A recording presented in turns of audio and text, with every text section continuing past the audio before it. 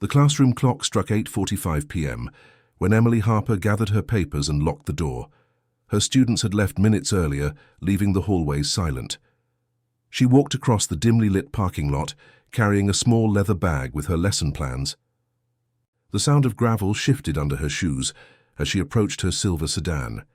She placed the bag on the passenger seat, adjusted her coat, and started the engine. The headlights cut through the empty lot, casting long beams toward the main road.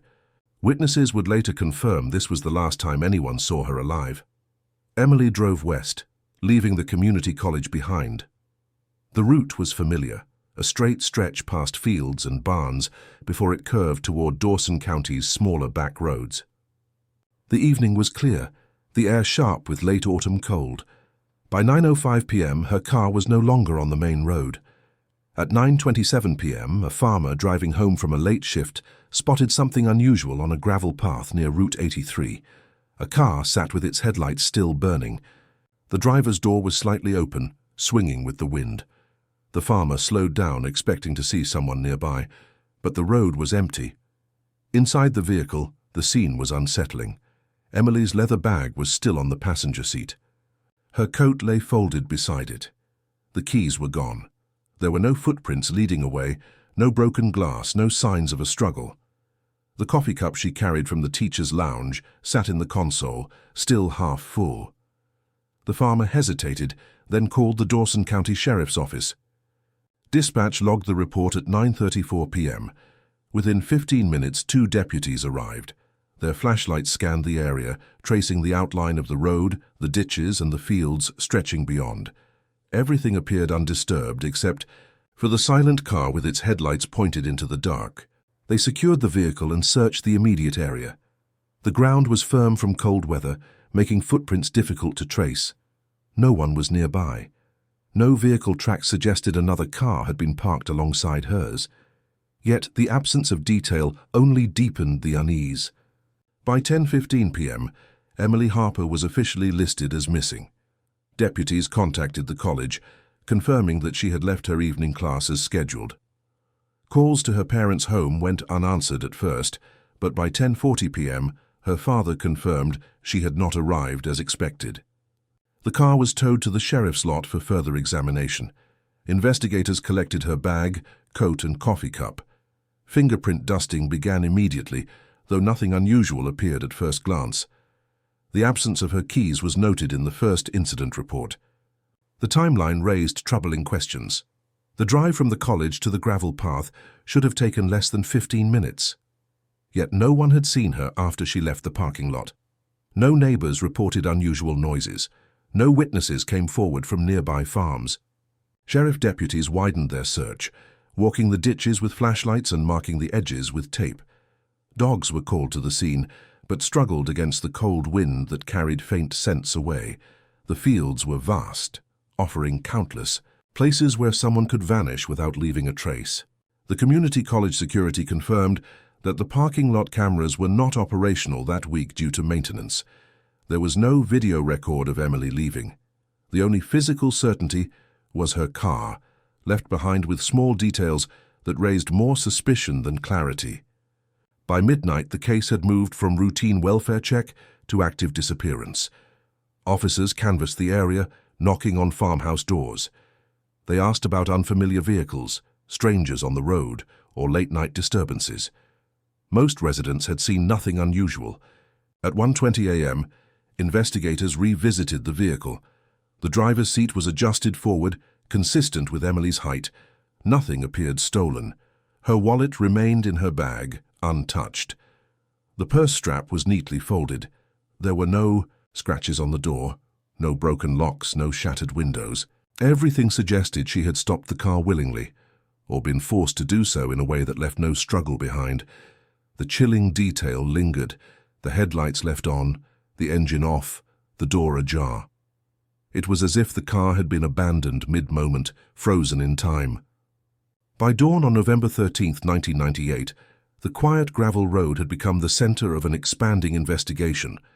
Patrol cars lined the shoulders. Investigators walked the fields in formation, sweeping their lights across the frost-covered ground. But nothing emerged. No footprints, no discarded objects, no trace of Emily Harper. The sheriff's office marked the vehicle as the last confirmed link in her timeline. Beyond that moment, Emily simply disappeared.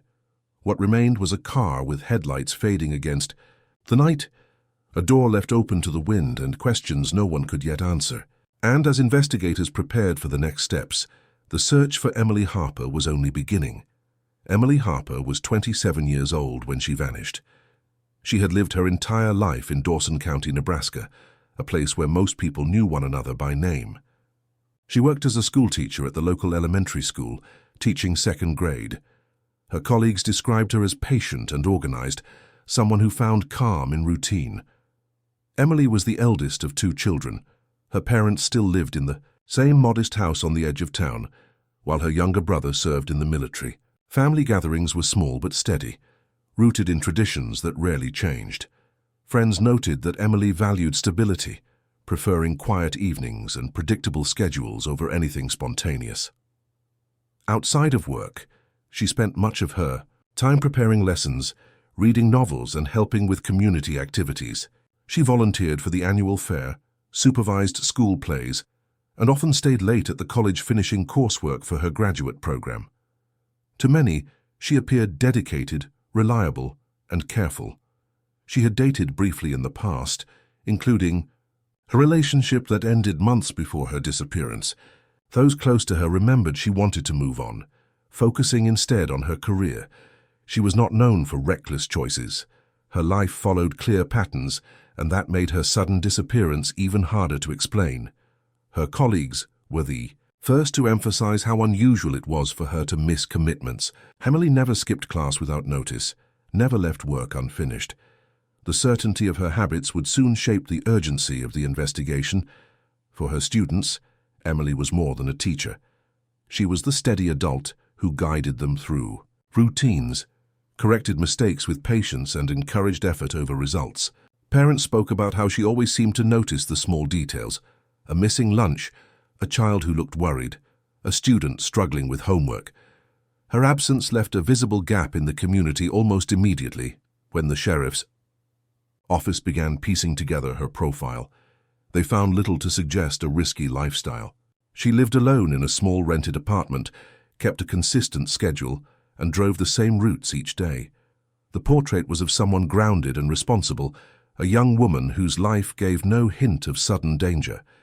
It was this ordinary steadiness that made the abandoned car so chilling. Emily Harper was not someone who disappeared without explanation, and as investigators considered her background, the contradictions between who she was and what had happened only deepened the mystery. The night of November 12, 1998, unfolded like so many others for Emily Harper. After finishing her evening class at the community college, she packed her bag and walked into the dark parking lot. Witnesses saw her unlock her silver sedan, place her papers on the seat, and drive away just before 9. There was nothing unusual, nothing that suggested danger. The short route toward her apartment should have taken less than 15 minutes. Instead, her car was discovered at 9:27 p.m., abandoned on a gravel road miles from her usual path. The headlights were still glowing, cutting through the cold air. The driver's side door hung open, swinging slightly. The interior appeared orderly, her belongings left behind. Deputies examined the vehicle carefully. Her leather teaching bag remained on the passenger seat. Inside were notebooks, lesson plans, and her wallet with cash untouched. A folded coat lay on top. The coffee cup in the console was still warm to the touch. There was no sign of theft. There was no sign of struggle inside the car. The absence of keys raised questions. Investigators noted that the ignition was off, yet the headlights had been left on. Whoever had been driving had chosen to end the trip abruptly.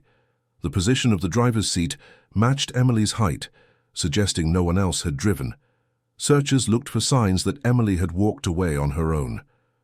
The gravel road stretched between open fields, leading into wooded patches and farm access paths. Yet no tracks were visible in the hardened soil. The ditches on either side were empty. Dogs brought to the scene caught only faint traces that vanished quickly in the night air. The timeline became critical. A student had last seen Emily leaving class at 8:45. By 9:27, her car was already standing alone on the gravel road. The narrow window suggested a sudden detour or interruption. Investigators asked why she would leave her route home for a road she rarely used.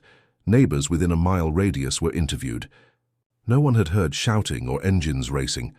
A single farmhouse light was visible from the road, but its occupants reported nothing unusual.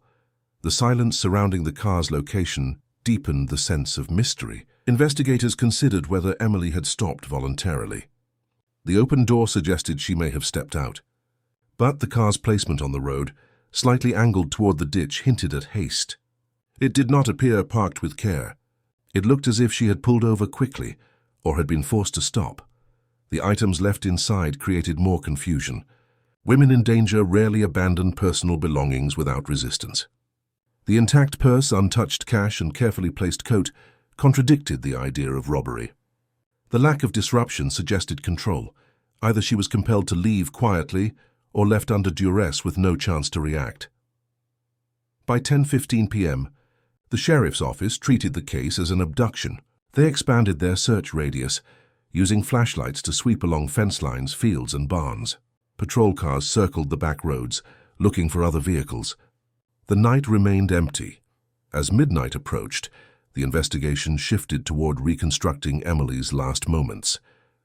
Deputies confirmed her class had ended as usual. Students recalled nothing suspicious in the parking lot. No strangers were reported around the campus.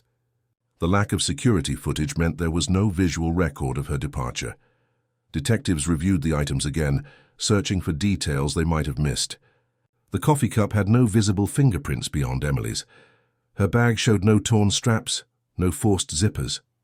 Even the driver's seatbelt hung neatly at her side, as if she had unbuckled without alarm. The image it painted was unsettling, everything in order except Emily herself. The case escalated quickly in the hours that followed. A missing person bulletin went out before dawn. Radio alerts were sent to nearby counties, instructing patrol officers to watch for Emily or her car keys if discarded. But nothing surfaced. By morning, news of the disappearance reached the community. Teachers, parents, and neighbors gathered, asking questions investigators could not answer. How did a young woman vanish within a 15-minute drive from her workplace to her home? Why would she stop on a road she rarely traveled? And what had happened in the brief span between 8:45 and 9:27? The discovery of the car set the tone for everything that came after. It was the single piece of evidence marking Emily's last known location.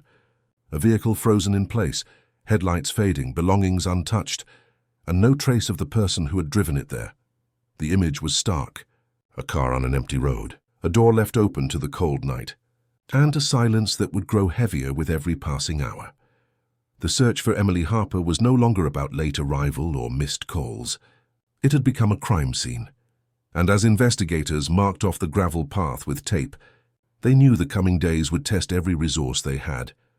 The first hours after Emily Harper's disappearance set the foundation for the entire case. By dawn on November 13, 1998, the Dawson County Sheriff's Office had transformed a quiet gravel road into a controlled search site. Patrol cars lined the shoulders, deputies marked the ground with evidence flags, and volunteers gathered at the edge, waiting for instruction. Investigators began by processing Emily's car in detail. They photographed every angle, measured its distance from the ditch, and logged the position of her belongings. The bag on the passenger seat contained notebooks and her wallet, untouched. The folded coat suggested no rush when she placed it there. Yet the open driver's door stood in sharp contrast, a symbol of interruption. Forensics officers dusted the door handles and steering wheel for prints. Partial smudges appeared, but most matched Emily's. One unidentified partial print was noted, but too unclear to confirm. Soil samples were taken from the tires, hoping to confirm where the car had last driven. Nothing suggested it had traveled anywhere unusual before stopping on the gravel path. Detectives widened their focus to Emily's last confirmed location. At the community college, they interviewed staff and students from her evening class. Several remembered seeing her collect her papers at 8:45 p.m., smiling briefly before leaving the building. One student saw her walk toward her car. No one reported another person following her. The college parking lot offered little else. Security cameras out of service due to maintenance had captured nothing. Maintenance records confirmed the outage, frustrating investigators who realized those missing images could have been the key to her timeline. Attention shifted to her personal life. Deputies visited her apartment, finding it tidy with no sign she had returned that night. Her answering machine contained no unusual messages. Friends described her as responsible, with no reason to disappear voluntarily. The lack of warning signs made the disappearance even more alarming. By midday, investigators began examining potential suspects. Emily's recent breakup with Mark Jensen, a farm equipment salesman, quickly drew attention. Mark had a reputation for temper and had argued with Emily weeks before. Detectives brought him in for questioning. He denied involvement, insisting he had been at home that night. His alibi was supported by a neighbor, but suspicion lingered. Other leads emerged through community tips. A truck driver claimed to have seen a silver sedan pulled over on Route 83 around 9 p.m., but he could not identify the driver. Another caller reported a man standing near a parked vehicle in the same area, though details were vague. Investigators logged each report, but none provided solid evidence. The sheriff's office organized large-scale searches of the surrounding fields. Dozens of volunteers joined deputies, walking in lines across frost-covered ground. Helicopters scanned from above, using infrared cameras to detect heat sources. Nothing was found. The vast landscape offered too many hiding places, and the cold weather erased faint traces. Emily's family arrived at the sheriff's office that afternoon. Her parents sat quietly as detectives explained the timeline. Her younger brother, on leave from the military, offered to join search teams. Investigators noted their composure, but also their disbelief. For a family accustomed to Emily's reliability, her absence was unthinkable. Detectives returned to the car again that evening. They studied the position of the seatbelt, the placement of the coffee cup, and the way the door hung open.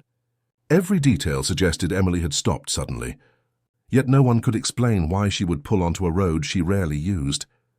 The question became central. Was she lured there, or was she forced? Phone records were requested, though in 1998 they provided limited information. Emily had not made any calls that evening. Banking records showed no unusual activity. Her life, at least on paper, stopped the moment she left the college. Rumors began spreading through the small community. Some whispered about strangers seen near the highway in recent weeks. Others speculated about someone Emily might have known, someone she trusted enough to pull over for. Detectives had to separate fact from speculation, logging each rumor but relying on evidence. By the second night, the case already carried the weight of urgency.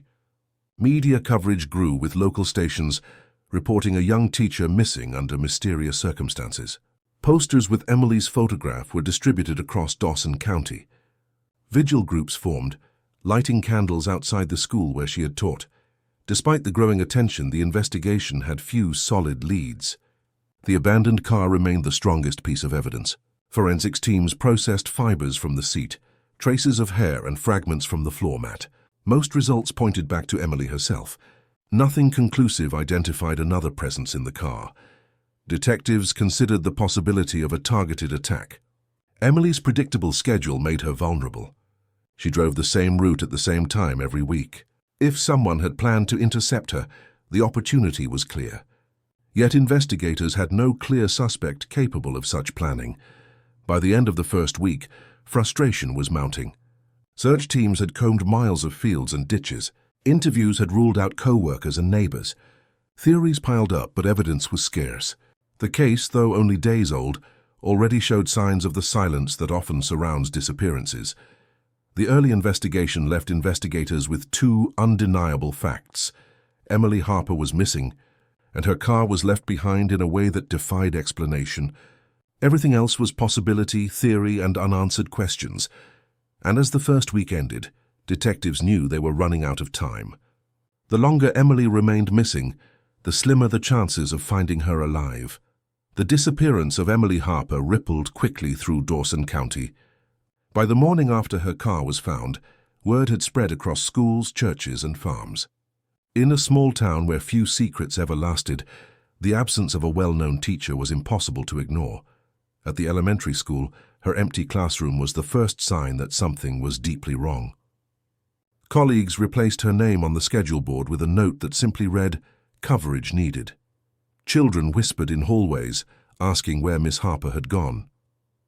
Parents stood outside the school doors uneasy, realizing the story was no longer rumor, but confirmed by deputies. That evening, neighbors organized a vigil near the courthouse square. Dozens of candles lined the steps, flickering against the cold. Flyers with Emily's photograph were handed out, each one showing the same portrait of her smiling in a classroom. No one gave speeches. The silence spoke louder than words. Her parents arrived but remained quiet. Her father stood at the back watching the crowd, while her mother kept her gaze fixed on the ground. They did not plead publicly. They did not dramatize their pain. Their presence alone carried the weight of what had been lost. Her brother, recently returned from the military, joined search groups that combed fields and ditches. He walked in silence, focused, refusing interviews with reporters. For him, action mattered more than words. Local media covered the case relentlessly. News anchors repeated the timeline, displaying images of the gravel road where the car had been left. Viewers called in with tips, though most led nowhere. Still, the coverage kept the case alive in every household. In small towns, fear spreads quickly. Residents began locking doors they once left open. Parents drove their children to school instead of letting them walk. Conversations at diners and gas stations circled the same unsettling point. If Emily could vanish without warning, so could anyone. The community's grief never tipped into hysteria. It was a restrained kind of shock, visible in lowered voices.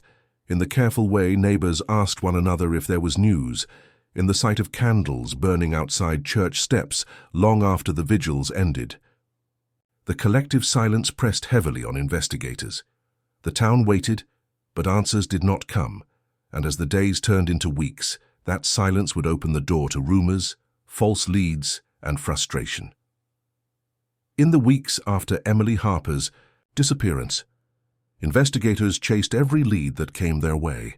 Each tip carried the hope of a breakthrough, but one by one they fell apart. The first major lead involved a reported sighting along Highway 30. A motorist claimed to have seen a young woman matching Emily's description walking near the shoulder late at night. Deputies canvassed the area and reviewed traffic stops from that evening. Nothing matched. No footprints, no abandoned belongings, no second witness. The report was eventually dismissed as mistaken identity. Another lead came from a truck driver, who insisted he had seen a man struggling with a woman near a silver sedan close to Route 83. His description of the man was vague: tall, wearing a cap, no defining features. Detectives followed up, interviewing workers at nearby truck stops. Several drivers wore similar caps. None could be connected to Emily. The lead produced hours of interviews, but no results. Attention soon turned again to Mark Jensen, Emily's former boyfriend. Rumors spread quickly that he had been seen near her apartment days before she disappeared. Detectives questioned him again, pressing harder about his movements. He maintained. His alibi and his neighbor confirmed his presence at home during the critical hours. Without physical evidence, investigators had no grounds to hold him. Anonymous calls flooded the sheriff's office. Some claimed Emily had been taken by a stranger passing through town. Others suggested she had left voluntarily, running from responsibilities no one else knew about. Investigators tested each theory against the facts. Her car, her belongings, her family's testimony. None aligned. Emily's life had shown no sign of escape or secret planning.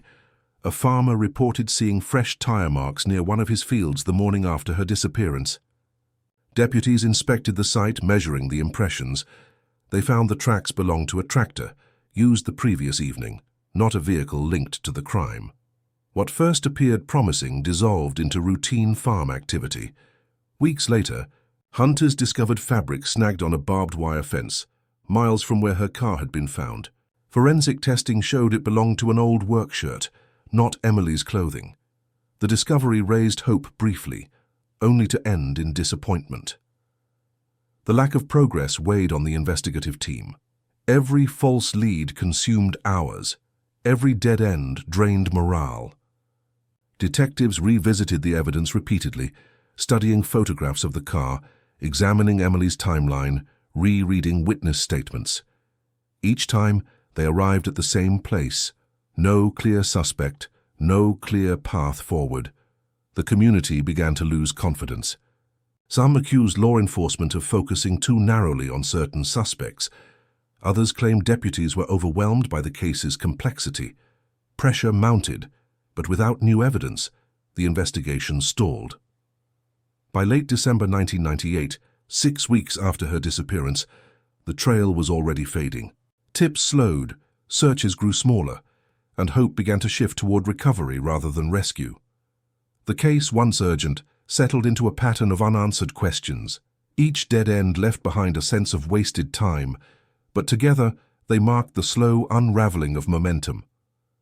The initial surge of community energy gave way to fatigue. Investigators had worked every direction, only to circle back to the same mystery: a car on a gravel road and a woman gone without trace. It was a cycle that would repeat in the months and years to come. Every promising detail seemed destined to collapse. Every new report carried the weight of inevitable disappointment, and as the new year began, Emily Harper's case was already on the verge of growing cold. By the spring of 1999, the case of Emily Harper had slowed to a crawl. The initial flood of tips had dried up. Leads that once looked promising were proven false. What remained was silence. Detectives continued to review the file, hoping for overlooked details. They studied photographs of her abandoned car, re-examined notes from witness interviews, and walked the gravel road again and again. Nothing new surfaced.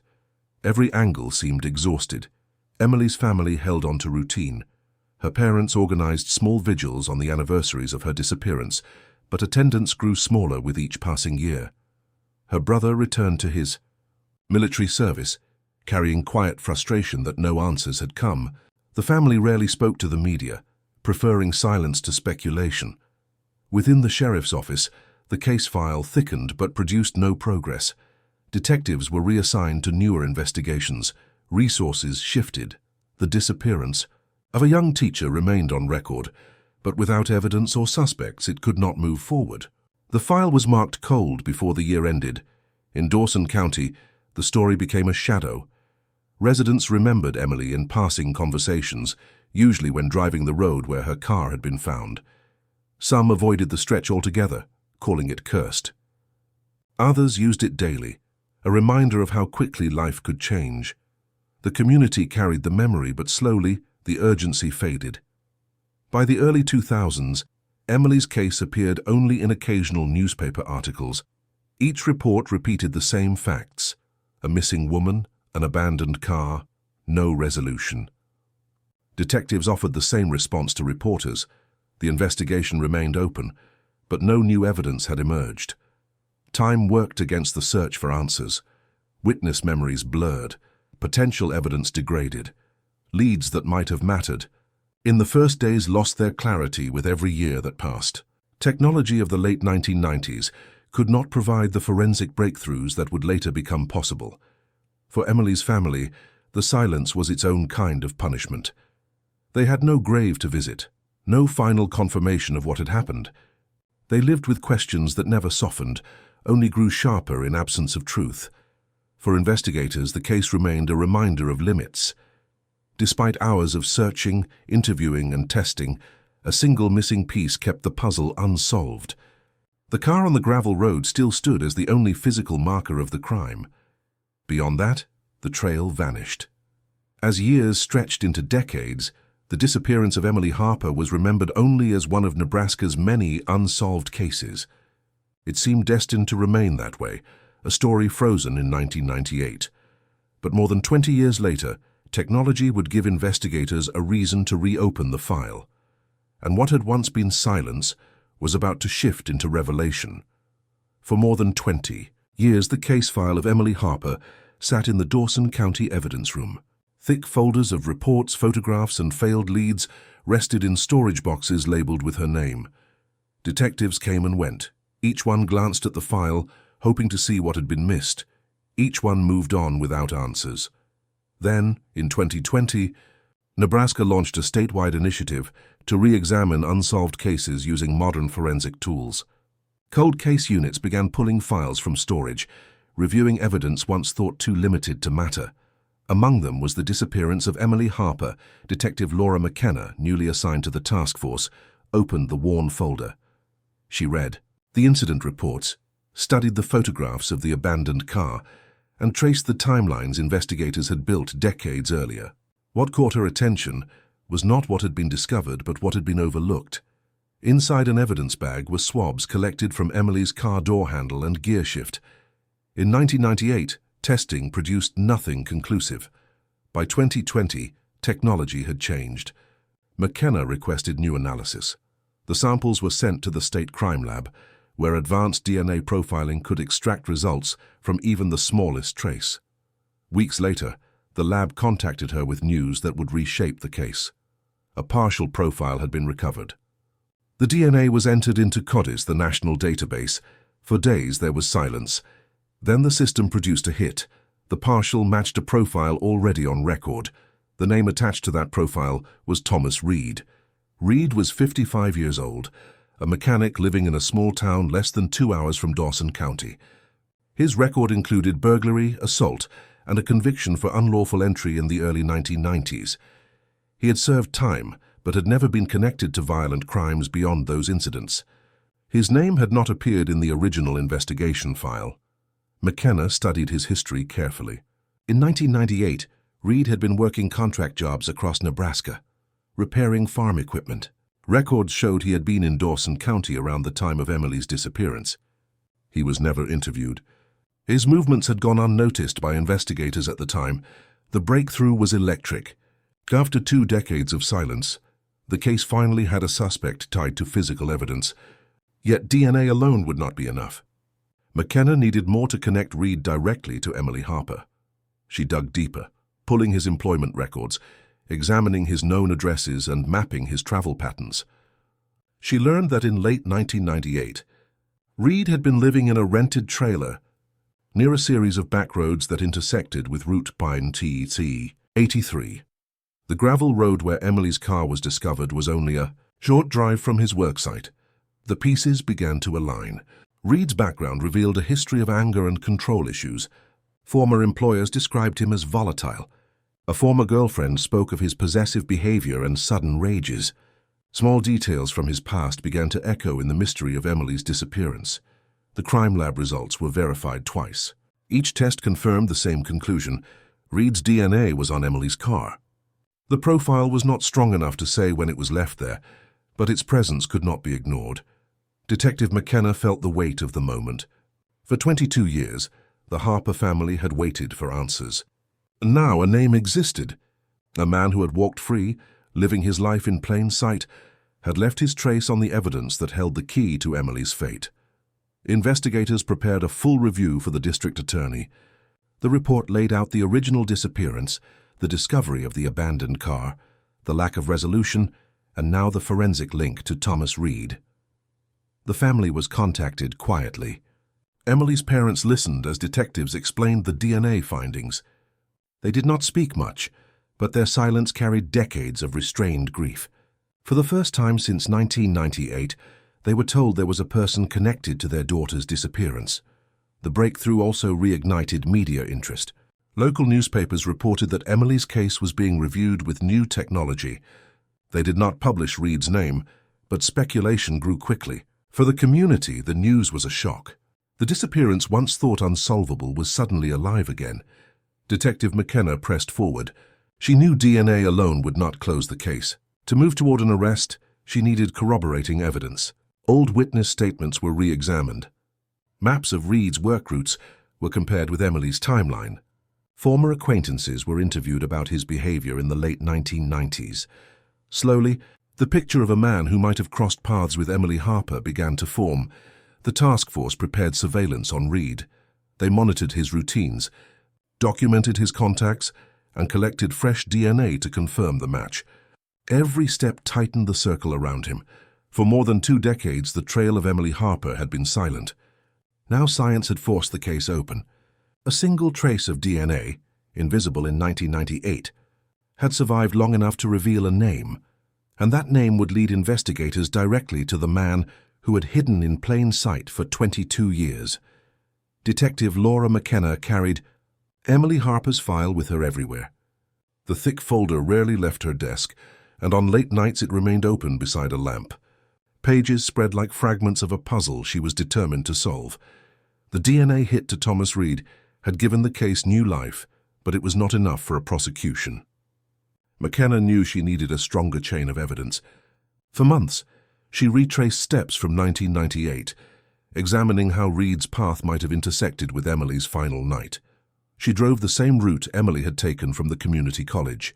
She stopped at the gravel road where her car was discovered, walking the length of the shoulder, picturing how the headlights must have cut through the dark, how the door had stood open in the silence of the fields. She imagined Reed's vehicle pulling alongside hers, the brief window where everything changed. Her obsession grew methodical. Every small lead was tracked. Old witnesses were located. One recalled seeing a truck parked on a dirt road that evening, though at the time it seemed unimportant. McKenna checked Reed's vehicle history. Records showed he owned a similar model in 1998. She studied Reed's employment logs. He had taken short-term mechanic jobs in Dawson County that autumn, often traveling the back roads after work. Maps of his known locations overlapped with Emily's routine. McKenna requested surveillance on Reed, now in his 50s. Investigators observed him carefully, noting his movements, his temper, and his isolation. Neighbors described him as quiet but sometimes erratic, a man who kept to himself and avoided long conversations. He had no close friends and no steady family connections. The task force obtained a warrant for his discarded items. DNA collected from a coffee cup matched the profile on Emily's car, strengthening the forensic link. The chain grew tighter. Still, McKenna felt the weight of caution. A case built on partial DNA and circumstantial patterns had to be airtight. She spent hours reconstructing the timeline of Emily's final night, charting her departure from class, her expected arrival home, and the estimated window of disappearance. She overlaid Reed's possible movements, narrowing down how he could have crossed her path. Every detail mattered. A fuel receipt placed him in Dawson County within the same week. A co-worker recalled him missing a morning shift around the time Emily vanished. Each fragment added to the mosaic McKenna was building. Her determination sometimes unsettled colleagues. They noted how often she spoke of Emily Harper, as if she had known her personally. But McKenna viewed the case as unfinished work, a story with an ending still waiting to be written. She contacted Emily's family regularly, keeping them informed, promising only facts, never assumptions. The Harpers listened quietly, their hope cautious but real. After years of silence, they now had someone unwilling to let the case fade. McKenna's persistence drove the investigation into sharper focus. What once looked like scattered coincidences began to align into a narrative. Reed's presence in Dawson County, his violent background, his proximity to Emily's route, and his DNA on her vehicle. The case that had been cold for more than 2 decades was warming rapidly. Detectives knew it was only a matter of time before Reed would be confronted directly, and when that moment came, they would discover how much he had carried in silence since the autumn of 1998. On a cold February morning in 2021, Thomas Reed's name moved from quiet surveillance reports to the center of a full-scale operation. Detectives had built their case, each detail reinforcing the suspicion that he was the man who had taken Emily Harper on that October night in 1998. The time had come to confront him. At 6 a.m., officers arrived at Reed's small rental home. His driveway was empty except for an aging truck, rust streaking the doors. The lights were off. When investigators knocked, Reed answered in worn clothes, confusion on his face. The warrant was read aloud. His property would be searched, his DNA officially collected, and he would be questioned about the disappearance of Emily Harper. Inside the home, the atmosphere was stark. Detectives noted tools spread across the kitchen table, a stack of old mechanic manuals, and little evidence of personal connections. Reed stood silent as officers moved carefully through the rooms. When asked to accompany them downtown, he did not resist. The interview began in a plain interrogation room at the sheriff's office. Reed sat across from Detective Laura McKenna, his hands folded, his eyes fixed downward. She placed a photograph of Emily Harper on the table. For several minutes there was no reaction. Then Reed shifted in his chair, glancing at the image before turning away. McKenna spoke in measured tones. She explained the evidence, the DNA recovered from Emily's car, the corroborating matches that proved his presence at the scene. She laid out his history, his work in Dawson County, and the pattern of his movements on the night Emily vanished. Every piece closed the gap between him and the truth. Reed denied knowing her at first. He insisted he had never met Emily Harper, that he had no reason to remember her name. But the weight of the DNA pressed against him. McKenna repeated the facts, calm but relentless, pointing to the profile that matched his with certainty. Hours passed. Silence became his main response, a wall against the questions. Detectives left him alone with the photograph on the table. When they returned, Reed's expression had changed. The defiance had slipped into something heavier. Finally, his voice broke the silence. He said he had seen her car on the side of the road that night. He admitted he had stopped, claiming at first that it was only to offer help. But his account shifted as detectives pressed further. Reed confessed that an argument had started. He said Emily refused his advances. That anger overtook him in a moment he could not control. His words were flat, stripped of remorse, but they carried the admission investigators had waited more than 20 years to hear. He described forcing her from the vehicle, leading her toward a remote stretch of farmland. The confession outlined violence, panic, and eventual silence. Emily Harper never returned home because Reed had ended her life that night. Detectives listened carefully, documenting each word. The details matched what they suspected, but had never been able to prove. His description of the gravel road, the position of her car, the objects left behind, each one aligned with the crime scene from 1998. When asked where Emily's remains could be found, Reed hesitated. At first he refused to answer. Then, slowly, he provided a location, a wooded area outside Dawson County, near an abandoned shed where he once worked. Search teams were dispatched immediately. Hours later, they uncovered human remains in the location Reed identified. Forensic analysis confirmed what investigators already knew. After 22 years, Emily Harper had finally been found. The confession was chilling not for its detail but for its cold delivery. Reed offered no apology, no sign of grief for the life he had taken. He spoke only in statements, as if recounting an incident long disconnected from his own conscience. Detectives closed the interview with the weight of finality. The silence that had stretched for decades was broken by Reed's own words. The man who had lived freely since 1998 was no longer hidden. News of the confession spread quickly. For the Harper family, it was both relief and devastation. The truth they had waited decades to hear had arrived, but with it came the final confirmation of Emily's fate. For the community, the revelation was a shock. A man who had lived quietly among them was now exposed as the one responsible for an unsolved tragedy that had haunted Dawson County for years. Reed was charged with murder, his confession forming the core of the prosecution's case. The DNA, the timeline, and his own words created a structure that could not be broken. What began with a missing woman, an abandoned car, and unanswered questions had now reached the moment of truth. And the name Thomas Reed would forever be tied to the disappearance of Emily Harper. The day Thomas Reed was arrested, Dawson County woke to headlines no one thought they would ever read. After 22 years of silence, a man had been charged with the disappearance and murder of Emily Harper. The news broke early, spreading from local stations to statewide broadcasts before noon. The arrest was conducted quietly but firmly. Reed was taken from his small rental home in handcuffs, escorted by deputies who had watched him for months. Neighbors stood on their porches, stunned at the scene unfolding on their quiet street. Few had known him well, but most recognized his truck, his presence at local shops, his silent habits.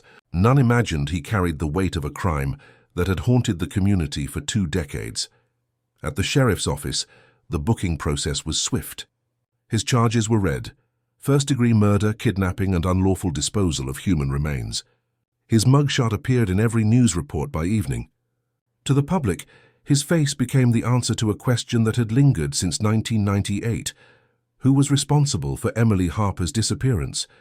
For Emily's family, the arrest brought a mixture of relief and sorrow. Her parents stood before cameras only briefly. They thanked investigators for never letting the case fade and asked for privacy, as they processed the confirmation of what they had always feared. Their words were brief, their expressions marked by years of quiet endurance. The community reacted with shock. At the grocery store, in schools, at church gatherings, conversations turned to Reed's arrest. People asked how he had escaped suspicion for so long, how he had lived nearby while Emily's case grew cold. Some expressed anger that justice had taken more than 2 decades. Others admitted relief that the truth had finally surfaced. Detectives reflected on the long path that led to this moment. For those who had worked the original investigation, the arrest was bittersweet. They remembered long nights in 1998, the endless interviews, the empty roads they searched without success. Now at last, there was resolution, though delayed by years that could never be regained. The district attorney's office prepared the case carefully. They knew the trial would draw statewide attention. The evidence was strong. The DNA recovered from Emily's car, the corroborating match to Reed, his confession, and the recovery of her remains where he said they would be. Still, prosecutors moved methodically, aware of the weight of the charges and the decades of waiting carried by the Harper family. Local newspapers published long retrospectives on the case, recounting the night of Emily's disappearance, the discovery of her car, and the many years of unanswered questions. Photos of her classroom, her smiling portraits from the late 1990s, and images of the gravel road resurfaced in public memory. The community was reminded not just of the crime, but of the life taken. Reed's arrest also reignited discussion of unsolved cases across Nebraska. If DNA technology had solved Emily's case after so many years, families of other missing persons wondered what new answers might be waiting in old evidence boxes. The impact of her case rippled beyond Dawson County, fueling renewed interest in forensic review programs statewide. As Reed sat in custody awaiting trial, his silence continued. He offered no statements beyond his confession. Attorneys prepared his defense, but the strength of the evidence left little room for denial. The man who had avoided justice for decades now faced the full weight of the law. For the Harper family, the arrest marked the end of one chapter and the beginning of another. The grief of losing Emily remained, but at least the questions that had haunted them were answered. They could now mourn with certainty, no longer caught between hope and despair. The community of Dawson County moved forward, forever marked by the case that had defined a generation. The abandoned car on the gravel road was no longer just a symbol of mystery. It was part of a closed circle, a story that had finally reached its conclusion, and in the quiet of Nebraska's fields, the long silence surrounding Emily Harper's disappearance had finally been broken by justice. The story of Emily Harper began with an abandoned car on a gravel road. Headlights glowing in the night, a door left ajar, silence pressing against the fields. For more than 2 decades, that silence defined her case. Detectives searched, the community waited, and her family endured. Time passed, seasons changed, and yet no answers came. Emily's name became part of Dawson County's memory, a reminder of a life interrupted without explanation. It was science that reopened the door. A fragment of DNA overlooked in 1998 held its strength long enough to speak. It connected Emily to Thomas Reed, a man who had hidden in plain sight while carrying the truth of her fate. The confession he finally gave did not bring comfort. It brought confirmation. It proved what had always been feared, but it also delivered the one thing Emily's family had sought for more than 20 years. The truth. Cold cases are stories of waiting, years where evidence sits in boxes, where families hold on to fading hope, where answers exist but remain just out of reach. Emily's case shows how time can bury clues, but also how persistence and technology can one day uncover them. For Dawson County, the resolution was both closure and wound. Justice arrived but late. A generation had grown up with her disappearance unsolved. The community was shaped by her absence before it was shaped by the truth. Emily Harper's life was stolen in 1998, but her story was not lost. Through determination, science, and patience, her voice was finally restored.